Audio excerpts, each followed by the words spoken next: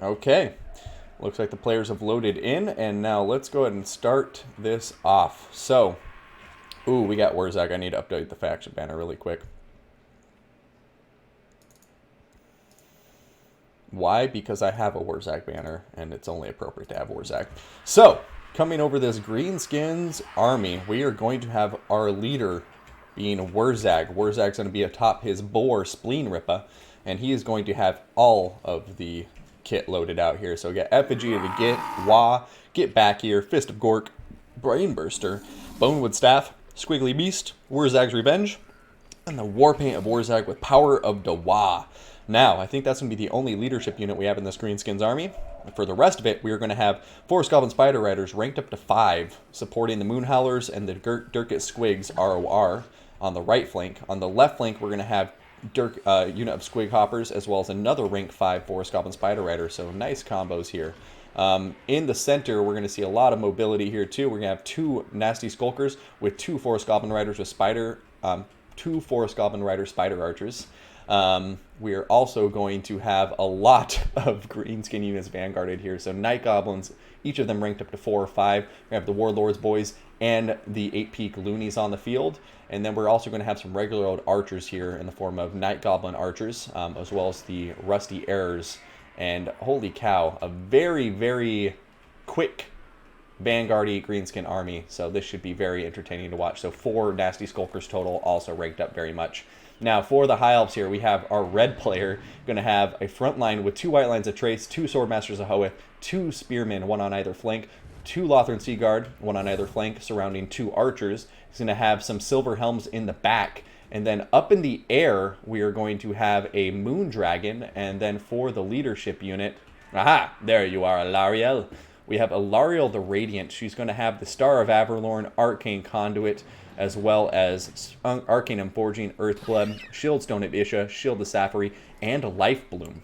So, going into the tactical mode here, you can see the Greenskins. Once again, we're going to see a very Vanguard army, heavy Vanguard army against a more standard formation. However, the difference in the last battle is these units are much, much closer, and they should be able to close the gap very quickly. And it's all going to be about the Greenskins seeing if they can overwhelm the High Elves left flank, the Greenskins right flank, before the High Elves can dish out enough damage. And I mean, with all of these units up front to tie down the High Elves, I'm very curious to see how this works out. We're going to have another quantity versus quality matchup here. Speed versus, just absolutely higher stats. So this is going to be an interesting fight. And I think if the Greenskins micro it well, they definitely have a chance here, especially with Wurzag's FDG of the Git, being able to pin down some of these flying units in place and snipe them down. But without further ado, let's see what happens here as the battle begins.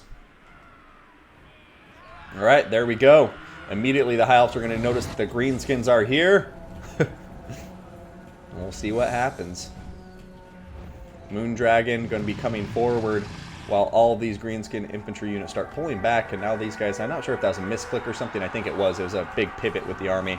But here goes the forces. Oh no, Greenskin's not going to get a countercharge here. Swordmasters of Hoeth are going to dive into the Warlords Boys and just do a ton of work. Wah going to get popped. I need to see these the Fanatics getting popped off from these 2 units, ideally. But look at this. Wah getting popped. We're going to have the Nasty Skulkers diving in here. And now look at this. These White Lines of Trace are taking a ton of damage.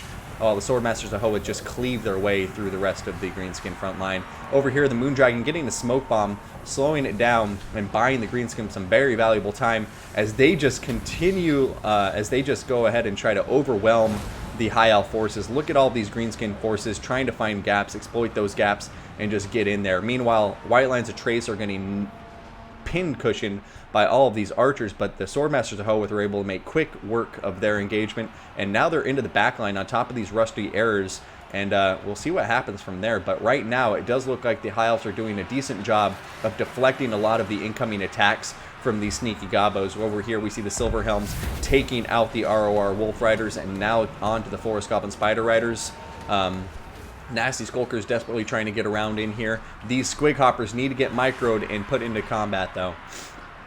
So right now, still too early to tell exactly who's coming out on top here. It looks like both players are getting some nice wins while other players are also getting some losses. Another Brainbuster going in here, doing some good damage to the Lothran Sea Guard. Durkit Squigs getting microed on top of these archers, and that should make quick work of them.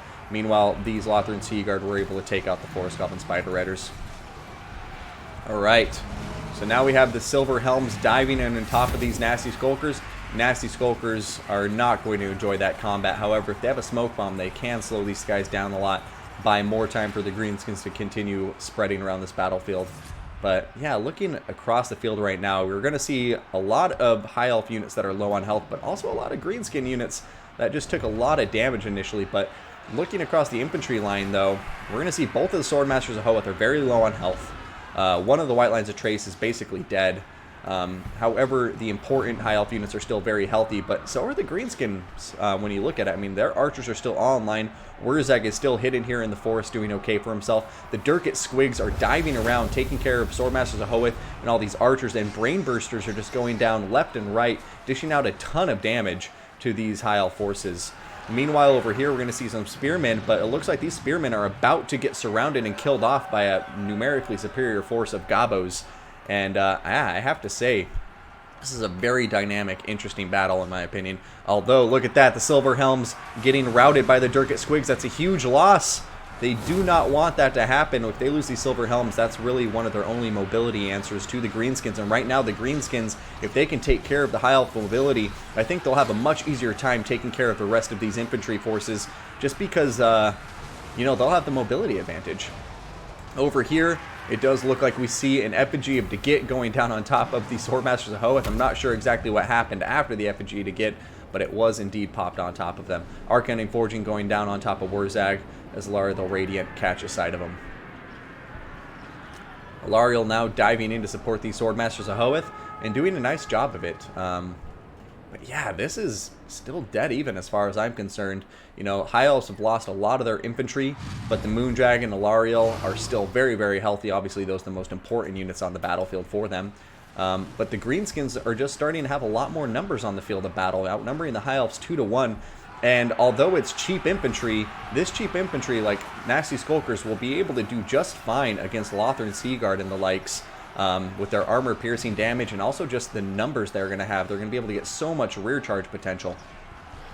Durkit Squigs continuing to chase off these Silver Helms.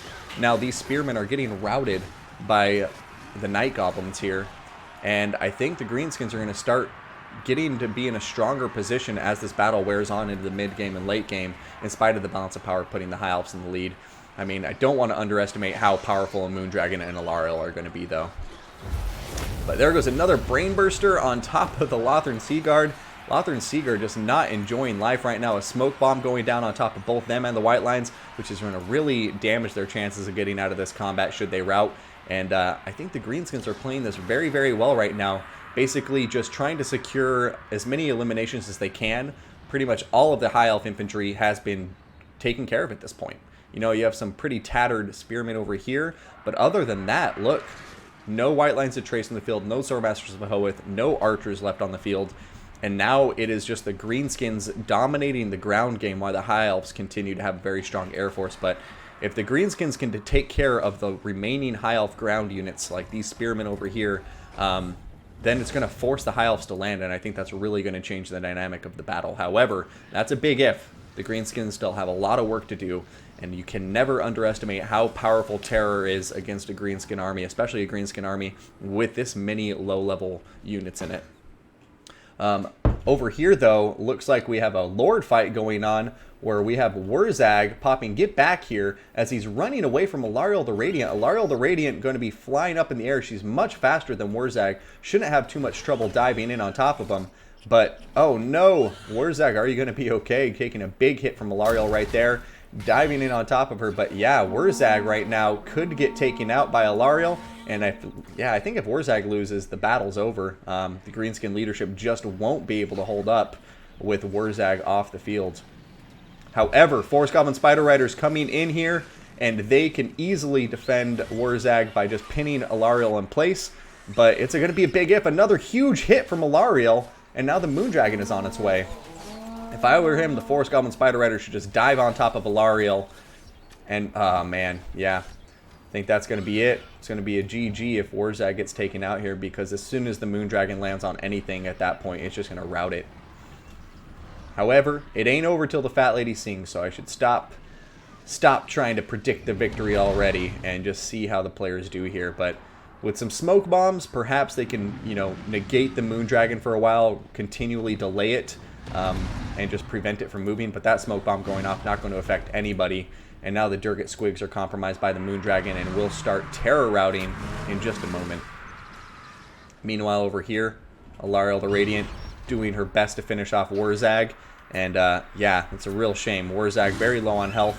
And once he's out of this, the leadership penalty is going to be so tough. But alas, look, the Moondragon is on the ground right now. Terror going to be caused. And yeah, leadership just not going to be able to hold on long enough to really dish out enough damage to this Moondragon. If Warzag were still on the field of battle right now, this would be a very different dynamic. But look at that. Spleen Ripper running off and Warzag laying there dead on the ground after Alariel just murked him. Murked him mercilessly. Greenskins going to continue doing their best, though. Moondragon diving around. Going to see a smoke bomb going off on top of that Moondragon as everybody comes in to surround it. But with Alariel on the field, I think another Star of Avalorn is probably already available. Just kidding. Yeah, there it is. Star of Avalorn going down. And yeah, we're going to see a high elf victory here. But a very nice attempt from the Greenskins with Ben the Barman. And Energized, a great game there. Not losing his composure. Recognizing that even though he lost all of his infantry, the ace in the hole was really just Alariel and this Moondragon. He didn't need anything else to win this battle. And I think he recognized that. So taking care of Warzag, staying patient, and just basically coming out on top in the end. Good game.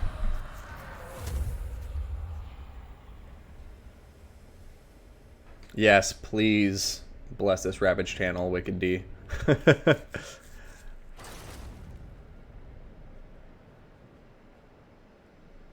Yeah, Greenskins are very good at routing. Skaven do route fast, true. Skaven, Beastmen, Greenskins. Those are our good routing factions. But damn, great game to both players. I mean, I really like this army. Once again, an all Gobbo army minus Warzag. So Warzag was probably like, why am I just hanging out with all these goblins? But yeah, very well played to him. And very well played to Energized. The one point of feedback I'd give to Ben the Barman is just make sure you don't get Warzag separated from the rest of your army. Always have some Spider Riders with him. Always have something with him. Because if he would have had some Spider Riders nearby, they could have easily basically blocked for Warzag. You know, and Alariel's not the best in melee combat, so some Forest Goblin Spider Riders there to help defend him, I think really would have changed the pace of that battle. But once he got separated and singled out, it was a downhill slope from there. But great kills on the Swordmasters of Hoeth, incredible kills on this Moondragon, 248 guys, 109 on top of the Silver Helm, so really, really good kills from the High Elf forces here.